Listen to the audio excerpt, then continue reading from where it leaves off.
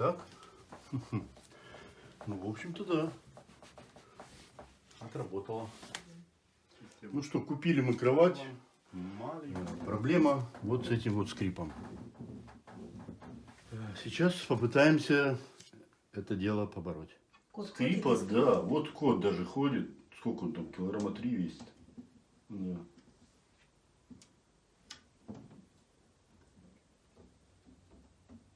Звук идет из-под лап. Да, он даже испугался. Итак, причина в том, что вот эти деревянные перемычки и металлическая, значит, вот этот вот уголок, они создают вот этот скрип. Это происходит, они не закреплены. В вариантах подороже стоят пластиковые крепления здесь. И, естественно, там скрипеть нечему, нету соприкосновения дерева с металлом. Мы сейчас пленку вот сюда положим целиком по этому и по тому краю. Посмотрим, что получится.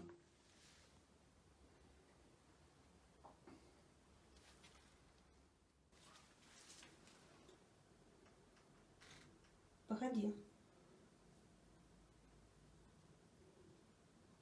Звука нет.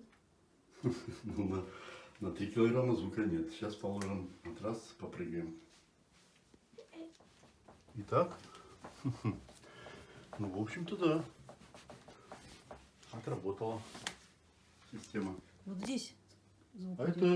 это ножки об линолеум скрипят. Они там пластиковые такие ножки, и они чуть-чуть скрипят. Это не в том месте. Ну, то есть исчезла. Да, мы ковер когда положим под него, у нас перестанет вообще скрипеть.